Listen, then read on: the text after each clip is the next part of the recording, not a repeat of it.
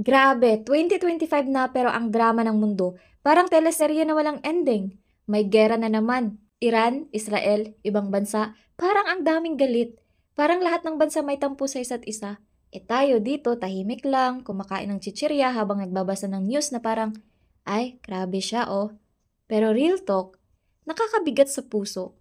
Siyempre, hindi natin pwedeng sabihin, not my problem, hindi ko sila kilala. Kasi kahit malayo yan, tao rin sila. May pamilya, may pangarap, may utang din siguro. So, ano na? Ano na gagawin natin? Magpapaka-negative na lang ba tayo? Magkikibit balikat habang umiinit ang mundo? Hindi bes, hindi tayo ganun. Yes, hindi tayo presidente ng bansa, hindi tayo diplomat.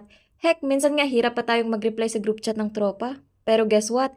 May magagawa pa rin tayo. Pwede tayong maging ambassador of kalma, advocate ng good vibes, hero ng pakikisama. Hindi mo kailangan ng cape girl. Smile lang tapos konting effort to be kind. Ayan na, superpower mo na yan.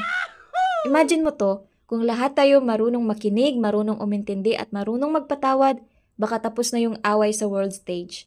Kasi let's be real, karamihan sa conflict ngayon galing sa pride, sa ego, sa ako ang tama attitude.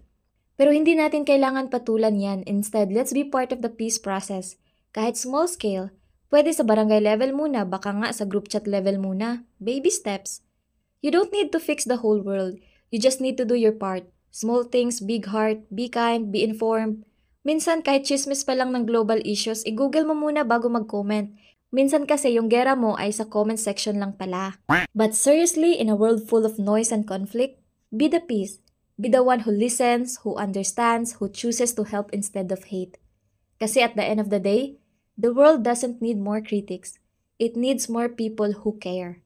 So let's care, let's do good, and syempre let's not forget to laugh a little. Kasi kahit magulo ang mundo, hindi tayo dapat mawala ng pag-asa or sense of humor. Hashtag kalma lang tayo, hashtag choose peace, and hashtag good vibes lang.